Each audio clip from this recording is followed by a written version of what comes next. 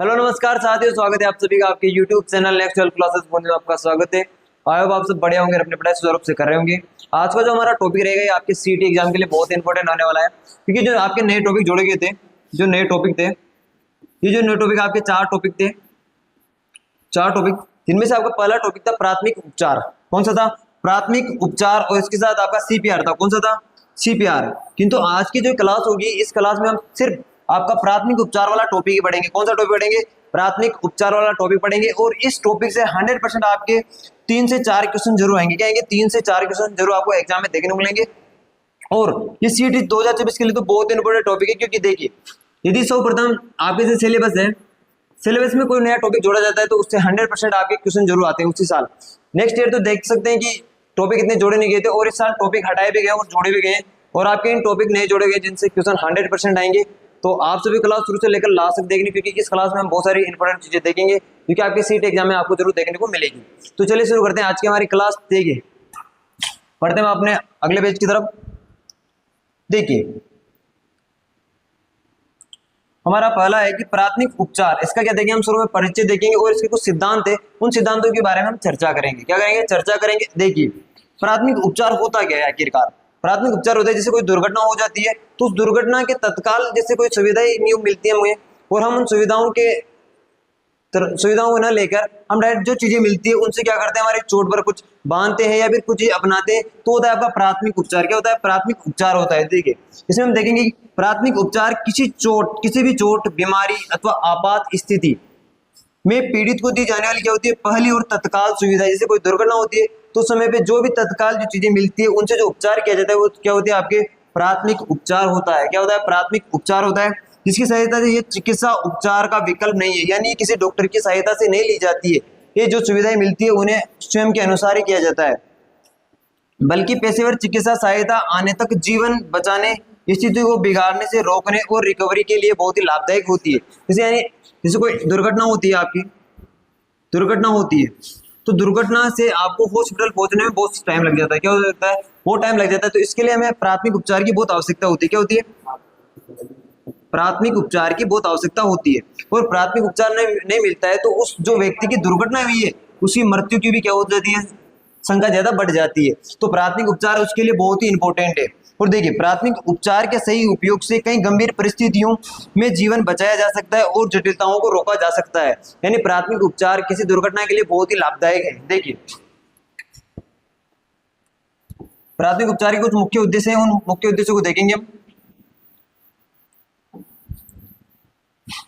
देखिए, इसके कुछ उद्देश्य जैसे जीवन की रक्षा, यानी किसी को मृत्यु की जोखिम को कम करना और पीड़ित को शांत करना ही क्या होता है, इसका पहला क्या होता है, उद्देश्य होता है। दूसरा उद्देश्य होता है इसका कि आगे की हानि को रोकना। क्या होता है? आगे की हानि को रोकना, इसमें पीड़ित को खतरे से दूर ले जाना, स्थिति और बिगड़ने से रोकना। यानी कोई खतरा है तो उससे उसको क्या ले जाना है, दूर ले जाना है, क्योंकि जहां दुर्घटना हुई है वहां से दूर ले जाकर उसका उपचार किया जा सके। क्या किया जाए? उपचार किया जा सके।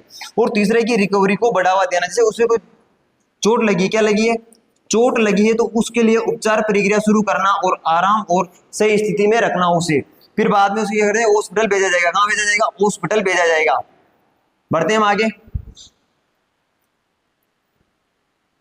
देखिए, प्राथमिक उपचार के भी कितने चरण होते हैं? 5 चरण होते हैं, और इसके कुछ सिद्धांत भी होते हैं। देखिए, हम देखेंगे इनके प्राथमिक उपचार के कितने चरण होते हैं। सर जी, 5 चरण होते हैं। और क्वेश्चन पूछा जा सकता है, क्योंकि सर्वप्रथम है तो प्राथमिक उपचार के कितने चरण होते हैं, क्वेश्चन डायरेक्टली आ सकता है, क्योंकि नए टॉपिक है तो क्वेश्चन कहीं से भी आएंगे। तो कितने होते हैं सर जी? कितने होते हैं? 5 होते हैं। कौन कौन से होते हैं देखेंगे। पहला है कि दृश्य का आकलन। हम देखेंगे आसपास के खतरे, देखेंगे कि यातायात, आग, बिजली की पहचान करेंगे और सुनिश्चित करेंगे कि वह स्थान सुरक्षित है या फिर सुरक्षित नहीं है। अगला देखेंगे प्रतिक्रिया जांचेंगे। क्या जांचेंगे हम? प्रतिक्रिया जांचेंगे कि पीड़ित के कंधे को थपथपाएंगे और पूछेंगे क्या आप ठीक है।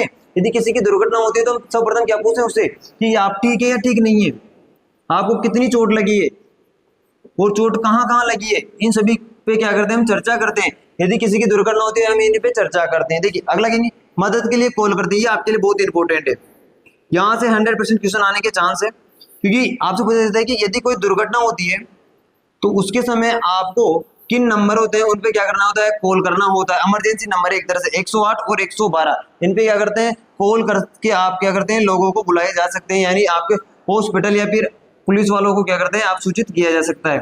देखिए आगे देखते हैं, चौथा वाला देखते हैं हम यहीं से।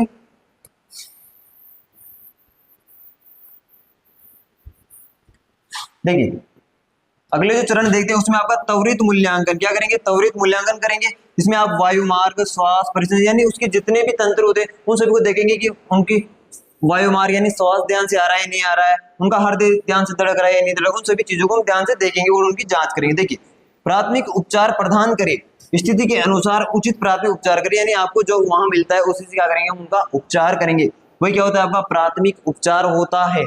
और सरकार का भी इससे यही संबंध है कि जैसे कोई आप कहीं भी हो, कैसे भी हो, आप तैयारी कर रहे हैं, तो यदि किसी की दुर्घटना होती है तो उनमें क्या, उनको क्या मिलती है, हेल्प मिलती है। सर इससे क्या मिलती है, हेल्प मिलती है, चाहे वो कोई भी हो, आपके राज्य का हो या कहीं बाहर का हो, तो उससे क्या मिलती है, उसको हेल्प मिलती है। और प्राथमिक उपचार से क्या होता है, उसकी जान बचने में थोड़ी आशंका हो जाती है, यानी वो दुर्घटना होती है, यदि वो वहीं गिरा रह जाता है तो उससे क्या होती है, उसकी जान को ज्यादा खतरा बढ़ जाता है। फिर बढ़ते हैं, आपको याद रखना कि प्राथमिक उपचार के कितने चरण होते हैं, सर जी 5 चरण होते हैं। कौन कौन से होते हैं, दृश्य का आकलन, प्रतिक्रिया जांचे, मदद के लिए कॉल करिए, ये इंपॉर्टेंट है बस आपके लिए। और दूसरा 14 आपका त्वरित मूल्यांकन, और फिर आपका प्राथमिक उपचार प्रदान करना। बढ़ते हैं आगे, और लास्ट में देखिए कुछ नोट है कि प्राथमिक उपचार का उद्देश्य पीड़ित की स्थिति को बिगड़ने से रोकना, ये इंपॉर्टेंट है। आपका एक कथन निष्कर्ष में आ सकता है, किसमें आ सकता है जी, कथन निष्कर्ष में इसके बहुत सारे क्वेश्चन आ सकते हैं। रिकवरी से सहायता करना और जीवन को रक्षा प्रदान करना, ये क्या है आपके लिए इंपॉर्टेंट है। बढ़ते हैं आगे, देखिए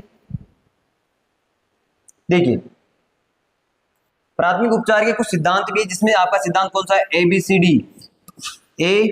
ABCD सिद्धांत। कौन सा सिद्धांत है सर जी, ABCD सिद्धांत है, और ये सिद्धांत आपातकाल मूल्यांकन के लिए बहुत ही इंपॉर्टेंट है। देखिए पहला कौन सा है हमारा, वायु मार्ग, कौन सा है, या फिर एयरवे, ये आपका कौन सा है, पहला ए वाला सिद्धांत है, जिसमें क्या करते हैं, वायु मार्ग को साफ करेंगे, जैसे उसके कहीं लगी हुई है तो उसको साफ करेंगे। हेड लिस्ट देखेंगे, यहाँ से आपका उस चिन्ह वाला हिस्सा देखेंगे कि उसके कहीं लगी तो नहीं है, वो सांस ध्यान से आ रहा है या फिर नहीं आ रहा है। दूसरा देखिए ब्रेथिंग, यानी उसका श्वास देखेंगे कि सांस लेने में जांच करेंगे, देखेंगे, सुनेंगे और महसूस करेंगे। देखिए किसी की लगती है तो हम वहां से देखेंगे कि सांस आ रही है, या फिर उनकी धड़कन चेक करेंगे कि धड़कन सही से हो रही है या नहीं हो रही है। अगला देखेंगे सर्कुलेशन, परिसंचरण उसका ध्यान से हो रहा है या नहीं हो रहा है। उसकी नाड़ी और रक्त संचार की जांच करेंगे, यानी उसकी नाड़ी ध्यान से चल रही है नहीं चल रही, उन सभी चीजों को हम इसमें देखेंगे। ये कौन सा सिद्धांत है, आपका ABCD सिद्धांत है। किसके लिए काम आता है, प्राथमिक उपचार के लिए। किसके लिए, प्राथमिक उपचार के लिए। क्वेश्चन इसे पूछा जा सकता है कि जो प्राथमिक उपचार का जो सिद्धांत है उसका नाम क्या है, ABCD सिद्धांत है। और इनमें से क्वेश्चन इसे पूछा जा सकता है कि जो आपका ABCD सिद्धांत है उसमें आपका B का क्या अर्थ है, C का क्या अर्थ है, A का क्या अर्थ है, इनसे भी क्वेश्चन पूछा जा सकता है। तो आपको ये चीजें भी याद रखनी कि एयरवे, ब्रीथिंग, सर्कुलेशन, डिसेबिलिटी और एक्सप्योर, ये चीजें आपको याद रखनी कि क्वेश्चन कहीं से पूछा जा सकता है। अगला हमारा डी से डिसेबिलिटी, यानी विकलांगता चेक करेंगे कि चेतना का स्तर, पुतली, ग्लूकोज की जांच करेंगे कि वो सही है या फिर नहीं है, क्योंकि दुर्घटना में बहुत सारी जगह अंदरूनी चोटें भी लग जाती है, उन सभी को देखना बहुत इंपॉर्टेंट होता है। देखिए अगला देखेंगे कि ई वाला सिद्धांत देखेंगे कि परीक्षण देखिए पूरे शरीर को खोलकर जांच करेंगे, यानी जिससे उसने कपड़े पहन रखे तो उनको खोलकर देखेंगे कि उसके अंदर चोट लगी या नहीं लगी, तो उन सभी चीजों को देखेंगे। देखिए इनमें चित्र भी दे रखे आपके, जैसे ये देखेंगे आप यहाँ हुआ हेड लिस्ट देखेंगे, श्वास देखेंगे, या फिर उसकी नाड़ी देखेंगे, और आंख देखेंगे, या फिर उसका चेस्ट, या फिर कुछ जहां भी चोट लगी है वहां खोलकर देखेंगे। तो आपको याद रखना है ABCD सिद्धांत। इनमें आपको ये याद रखना है एयरवे, ब्रीथिंग, सर्कुलेशन, डिसेबिलिटी और एक्सप्योर, ये आपको याद रखना है, क्योंकि यहीं से क्वेश्चन पूछा जाता है कि प्राथमिक उपचार के जो सिद्धांत है उनमें ABCD का क्या अर्थ है।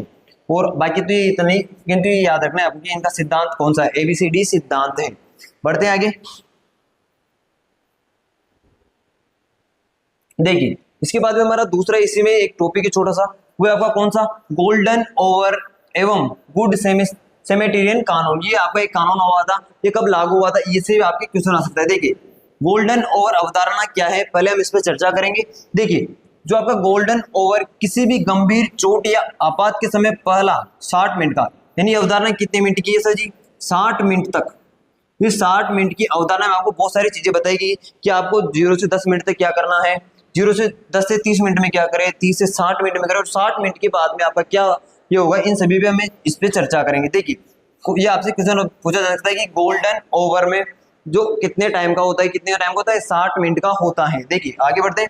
गोल्डन ओवर में शीघ्र चिकित्सा मिलने से जीवित रहने की संभावना बढ़ती है तथा जटिलताओं का जोखिम कम होता है। यदि किसी की दुर्घटना होती है और 60 मिनट के अंदर उसे चिकित्सा उपचार मिल जाता है तो क्या होती है, उसकी जो जीने की आशंका होती है बहुत ही ज्यादा हो जाती है। देखिए गुड सेमेरियन कानून को देखेंगे हम कि गुड सेमेरियन कानून क्या है। अच्छे सामरिक कानून है। देखिए कब लागू हुआ था ये देखेंगे। कानूनी सुरक्षा, भारत सरकार ने 2019 में मोटर वाहन संशोधन अधिनियम के तहत गुड सेमेट्रियन किसके तहत 2019 के तहत कानूनी सुरक्षा प्रदान की। गुड सेमेट्रियन को सड़क दुर्घटना में पीड़ित की सहायता करने एवं कानूनी संरक्षण प्राप्त होता है। ये सभी किसके संबंधित है, आपके से संबंधित है, गोल्डन ओवर अवधारणा से संबंधित है और एक गुड सेमेट्रियन कानून से संबंधित है। आपसे पूछा जाता है कि गुड सेमेट्रियन कानून है ये किसके द्वारा लागू किया गया था। सर जी भारत सरकार 2019 के जो एक मोटर वाहन संशोधन था उसके द्वारा लागू किया गया था। इसके अलावा देखेंगे हम इधर कि जो आपका समय था किसका, गोल्डन अवधारणा का, ये समय 60 मिनट था।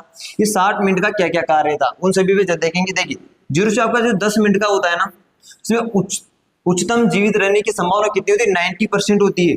यदि कोई किसी को उपचार 0 से 10 मिनट के अंदर मिल जाता है तो उसकी कितनी हो जाती है संभावना, 90% हो जाती है कि उसकी जीने की क्या हो जाएगी, 90% संभावना होती है। अगला देखिए कि यदि 10 से 30 मिनट के अंदर उसे चिकित्सा सुविधा मिलती है तो जीवित रहने की जो संभावना होती है कितनी हो जाती है, 50% तक गिर जाती है। कितनी गिर जाती है, 50% तक गिर जाती है। अगला होता है 30 से 60 मिनट तक जीवित रहने की संभावना 30% से कम हो जाती है। किसमें हो जाती है, यदि उसका क्या हो जाता है 30 से 60 मिनट तक उसको कोई उपचार नहीं मिलता है तो उसकी संभावना 30% से भी क्या हो जाती है, कम हो जाती है।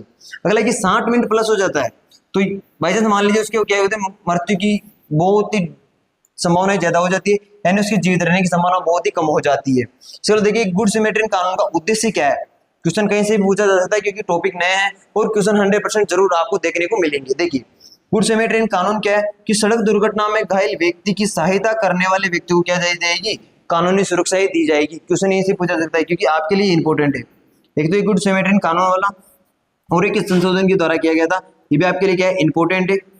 और ये आपका कौन सा है कि गोल्डन और कितने समय का होता है, 60 मिनट का होता है। ये आपको याद रखना है। आपको ये याद रखिए तो कोई दिक्कत नहीं, किंतु आपको ये जरूर याद रखना कि कितने मिनट का होता है, 60 मिनट का होता है। तो आपको समझ में आया होगा। बढ़ते हैं आगे। आप देखिए बढ़ते आगे। देखिए अगला है हमारा कि दुर्घटना चोटों का प्रबंधन, यानी कोई चोट लगती है तो उसका प्रबंधन कैसे करें, क्या करें, चोट का प्रबंधन कैसे करना है हमें, क्योंकि प्राथमिक उपचार के लिए ही तो आवश्यक है।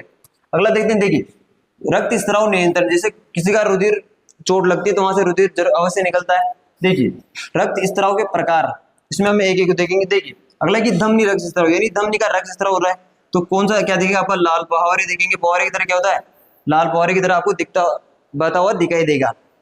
और कैसे दिखता है, बहुत तेज। यदि किसी के दिखाई देता है वो क्या है आपका धमनी रक्त स्राव, धमनी रक्त स्राव। और यदि आपको कहते हैं सिरा रक्त स्राव देखना है तो क्या होगा, गहरा लाल और लगातार बहता हुआ रक्त आपको देखने को मिलेगा।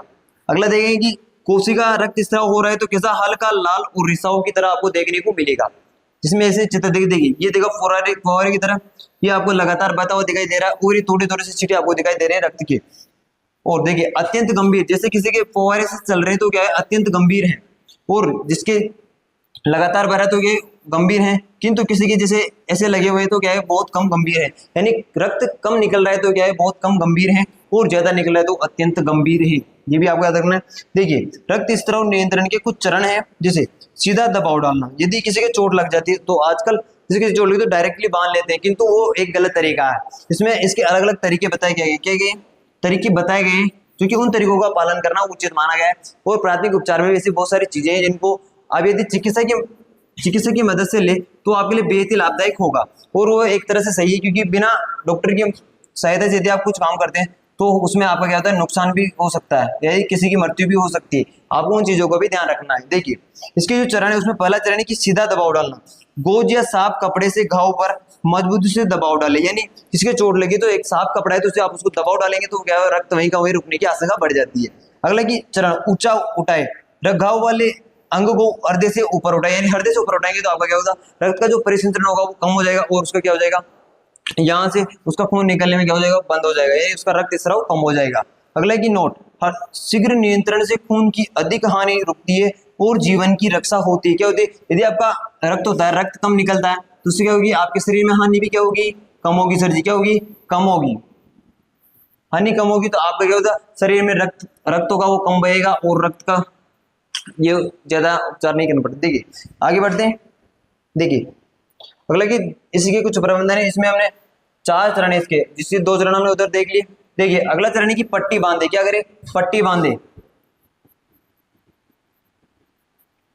इसमें गांव पर ड्रेसिंग करके या फिर कसकर पट्टी बांधे जिससे क्या आपका रक्त रुक सके। अगला है कि टूर्निकेट, ये आपके लिए इंपॉर्टेंट है, क्वेश्चन यहीं से जरूर आएगा, सीटी में यहाँ से 100% क्वेश्चन आएगा, देख लेना चाहिए आप। देखिए टूर्निकेट क्या होता है, केवल अंतिम विकल्प यही है, जीवन घातक रक्तस्राव को उपयोग करे। देखिए इसकी जानकारी यहाँ दे रही है आपको, टूर्निकेट का उपयोग या नियम, इसके नियम क्या है। देखिए टूर्निकेट क्या होता है, ये आपको दिखाई दे रहा है, इसमें यहाँ पे टाइम लगा होता है, टाइम, और ये होता है जिसको, जैसे किसी की चोट लगी हुई तो उसको कस के इसको टाइट कर दिया जाता है, जिससे क्या होता है पूरा जाम हो जाता है। देखिए केवल तब उपयोग करे जब सीधा दबाव काम न करे। यदि आप किसी का रक्त ज्यादा निकल रहा है और जिसे आप किसी कपड़े की सहायता से लगा रहे हैं तो उस पे रक्त नहीं रुक रहा है तो आप कैसे उसको लगा सकते हैं, जिससे क्या होगा, आपका रक्त का दबाव क्या हो जाएगा, कम हो जाएगा। टूर्निकेट लगाने का समय अवश्य नोट करें, क्योंकि ये फिक्स टाइम के लिए किया जाता है, किसी के लिए फिक्स टाइम के लिए लगाया जाता है, इसका ये नहीं कि लगाकर छूट दे। अगला कि लगाने का समय अवश्य नोट करे तथा अस्पताल पहुंचने तक प्रशिक्षित चिकित्सक को निर्देश करे बिना हटाए। यदि आप लगाते हैं तो चिकित्सक की सुविधा से इसको हटाया जाए, आप इसे बिना यूं नहीं हटाए। अगला कि कभी भी गर्दन पर न लगाए, इसे क्या करे, इसे गर्दन पर नहीं लगाई, जैसे और तो गर्दन पर नहीं लगाना चाहिए। अगला इसका देखेंगे नीचे, देखिए सी स्पाइनल सुरक्षा क्या होती है, इसको भी देखेंगे। ये वाली देखिए, यदि किसी के यहाँ पे रीढ़ की हड्डी वगैरह कुछ टूट जाती है तो उसके लिए क्या करते हैं, यहाँ पे गर्दन पे एक वो लगाया जाता है, हेलमेट की तरह होता है, उसको लगाकर आपको जैसे गर्दन को सीधा ही रखा जाता है, उससे क्या होता है, उसकी जो हड्डियां होती है और बाकी चीजें होती है वो सही रहती है। कल देखते हैं, इधर देखते हैं सी स्पाइनल सुरक्षा क्या होती है। देखिए उसका उद्देश्य क्या है, गर्दन और रीढ़ की स्थिर हड्डी को क्या होता है, स्थिर करके पक्षाघात को बचाना है। देखिए इसका महत्व है, गर्दन की चोट दिखाई न दे सकती है, इसलिए हर घायल को सी स्पाइनल चोट मानकर ही संभाले।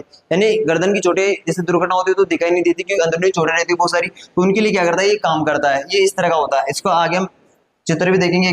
देखिए अगला की रोगी को अनावश्यक रूप से हिलाई डुलाई नहीं, यानी जिसके चोट लगी तो उसे हिलाई डुलाई, उसको वहीं का वहीं रखिए और उसका प्रयोग करे। अगला की सिर, गर्दन और रीढ़ की एक सीध में रखिए, सिर को दोनों ओर हाथ से सपोर्ट करे, आवश्यक स्थिति और कॉलर का उपयोग करे। इसके अलावा स्पाइनल बोर्ड कठोर स्ट्रेचर पर स्थानांतरित करे। अगला की समय पर सही रक्तस्राव नियंत्रण और रीढ़ की हड्डी सुरक्षा के लिए जीवन बचाया जा सकता है, इसके लिए गंभीर जटिलताओं को रोका जा सकता है। आपको ये याद रखना है कि टूर्निकेट का नियम क्या है या टूर्निकेट क्या है।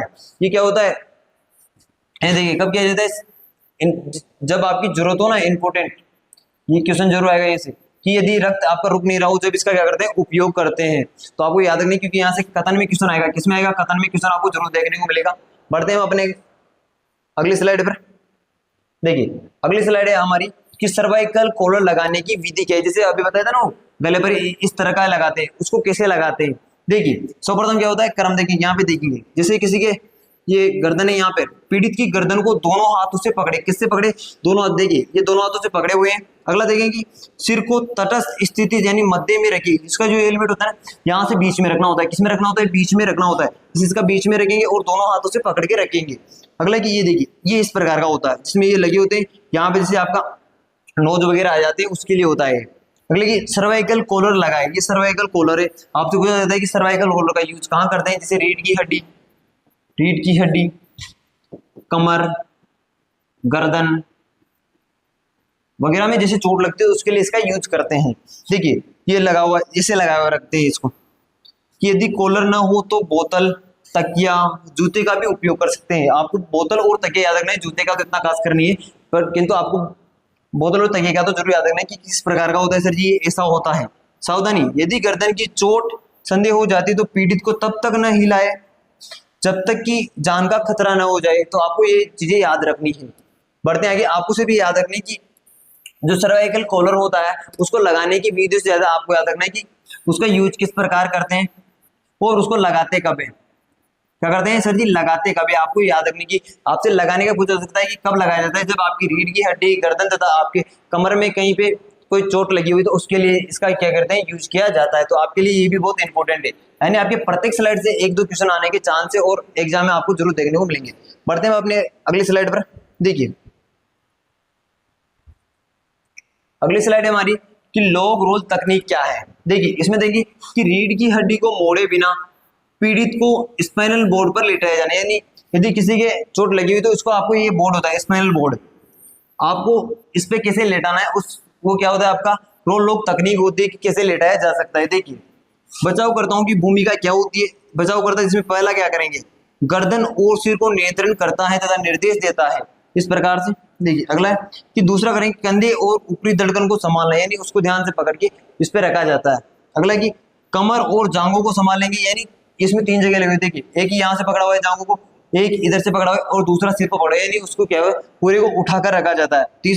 चौथा हमारे की स्पाइनल बोर्ड को रखता है और पैरों को संभालता है। किसको संभालता है, पैरों को संभालता है, यानी इधर से रखेंगे फिर इधर से उठाएंगे, इसको इस करेंगे, स्पाइनल बोर्ड पर रखा जाता है, ये इसी के लिए बनाया गया है। अगला कि सावधान, यदि गर्दन की चोट का संदेह हो तो पीड़ित को तब तक न हिलाए जब तक कि जान का खतरा न हो जाए, यानी उसको उठाने चाहिए, यदि उसको उठा ले और यदि उसको जान का खतरा ज्यादा हो जाए तो क्या हो जाएगा, फिर नुकसान हो जाएगा और इसे चिकित्सक की मदद से उठाया जा सकता है। तो आपको ये रोल तो तकनीक भी याद रखनी है। बढ़ते हैं आगे। देखिए जो आपका हेलमेट होता है, हेलमेट को हटाने की तकनीक, ये दूसरा हेलमेट है, इसका जो हेलमेट होता है वो दूसरा वाला होता है। देखिए पहला व्यक्ति फेस शील्ड को खोले, जैसे उस पे लेटाते हैं तो ये होता है कि गर्दन में यदि चोट लगी हुई है तो उसको कैसे खोले, यहाँ दोनों तरफ से पकड़े फिर एक साथ खोले उसको। फिर अगला है कि दूसरा व्यक्ति स्ट्रेप काटे और खोले, जैसे ये होता है ना, यहाँ से आप स्ट्रेप को यहाँ से काटते हैं और फिर इसको दोनों हाथों से खोला जाता है। अगला देखेंगे कि माइल्स यानी मैनुअल इन लाइन स्टेबलाइजेशन बनाए रखिए, यानी उसको स्टेबलाइज बनाए रखिए और उसे ध्यान प्रकाश से खोले। आपको ये क्वेश्चन भी आ सकता है कि MILS का फुल फॉर्म क्या है, मैनुअल इन लाइन स्टेबलाइजेशन, आपको यहाँ से क्वेश्चन पूछा जा सकता है। अगला कि हेलमेट को सामने की ओर आगे सरकाए, यानी उसको धीरे धीरे आगे सरकाए, पीछे नहीं सरकाना है, और पीछे की ओर सरकाने से क्या होती है, गर्दन पर अधिक झुकती है और जिससे क्या होती है, रीढ़ की हड्डी बिगड़ सकती है। आप यदि उसे जल्दबाजी में या फिर धीरे जल्दी में खोलेंगे तो क्या होती है, आपकी रीढ़ की हड्डी बिगड़ सकती है, यानी उसकी चोटों पर नुकसान पहुंचाया जा सकता है। अगला की महत्वपूर्ण सूचना है यहाँ पे कि हेलमेट को कभी भी बलपूर्वक न हटाए। किस पे नहीं हटाए, बलपूर्वक नहीं हटाना चाहिए। यदि प्रतिरोध हो तो उसे वैसे ही छोड़ दे, जैसे नहीं निकल रहा है तो आप उसे वैसे भी छोड़ सकते हैं, किंतु उसके कुछ नियम दे रखे तो उन चरणों की सहायता से आप उसको खोल सकते हैं। और ये प्राथमिक उपचार के कुछ क्या है नियम है, क्या है प्राथमिक उपचार के कुछ नियम है जिसको अपनाना बहुत ही आवश्यक है। पढ़ते हैं आगे। देखिए अगला और हमारा ये लास्ट है स्प्लिटिंग। देखिए अगला हमारा स्प्लिटिंग। स्प्लिटिंग क्या होता है, यदि किसी की कोई चोट लग जाती है तो उसको क्या करना है, प्राथमिक उपचार देना, यानी वहां पर जो साधन मिलते हैं आपको या फिर कुछ वस्तुएं मिलती है उनकी सहायता से क्या करना है, जो चोट लगी है उसको सही करना है। क्या बोला जाता है, प्राथमिक उपचार में स्प्लिटिंग होता है। क्या होता है, स्प्लिटिंग होता है। और स्प्लिटिंग क्या है, आपसे क्वेश्चन पूछा जा सकता है कि स्प्लिटिंग क्या है, यानी टूटी हुई रीढ़ की हड्डी को सहारा देना अथवा स्थिर रखना, क्या है स्प्लिटिंग है। क्या है स्प्लिटिंग है। देखिए स्प्लिटिंग के क्या है, कुछ नियम है, यानी इसको लगाने के भी कुछ नियम है कि किस प्रकार लगाया जाता है। देखिए पहला नियम है कि फ्रैक्चर के ऊपर और नीचे दोनों जोड़ों को इस तरह, यानी जिसे बांधते तो ऊपर और नीचे दोनों प्रकार को ध्यान से पकड़े और उनको ध्यान से जोड़े। फिर नियम दूसरा है कि स्प्लिटिंग को बहुत कसकर न बांधे, यानी उसको ज्यादा कसकर नहीं, बल्कि उसका रक्त स्त्राव भी होना चाहिए। यदि रक्त स्त्राव रुक गया तो फिर इधर का क्या हो जाएगा, पूरा ही इससे उसके नुकसान हो जाएगा। अगला है कि नाखूनों में रंग और तापमान की जांच करते रहिए, यदि उसको नुकसान तो नहीं हो रहा है, फिर उसकी जो तबीयत है तबीयत ज्यादा खराब नहीं हो रही है, ये चीजें भी आपको देखनी पड़ेगी। अगला कि खुले फ्रैक्चर में घाव को ढके, स्प्लिटिंग को घाव के ऊपर न लगाए। किसके ऊपर नहीं लगाना है, घाव के ऊपर नहीं लगाना है। जैसे आपका यहाँ पे लगी, यहाँ पे टूटी हुई तो उसको ज्यादा यहाँ पे नहीं रखना है, थोड़ा सा इधर ही लगा के रखना है। देखिए स्प्लिटिंग के में उपलब्ध सामग्री कौन कौन सी होती है। देखिए इसके लिए आप मोटी लकड़ी की छड़ी भी ले सकते हैं, तकिया ले सकते हैं, एक छाता ले सकते हैं, या फिर अखबार हो तो पत्रिका ले सकते हैं और कार्डबोर्ड की सहायता ले सकते हैं। आपको ये सामग्री इनकी मदद से क्या करते हैं, आप स्प्लिटिंग का यूज कर सकते हैं। तो आई होप आप सभी को ये सारी चीजें बढ़िया लगी होगी। इसमें आज हमने प्राथमिक उपचार का जो आपका टॉपिक था वो कंप्लीट किया है। और आपकी जो आने वाली क्लास होगी आपकी किसकी होगी, CPR की होगी। किसकी होगी, CPR की होगी। और ये क्लास आपको कैसी लगती है आपको कमेंट बॉक्स में बताना है। फिर मिलते हैं अपने नेक्स्ट वीडियो में, जब तक के लिए जय हिंद जय भारत।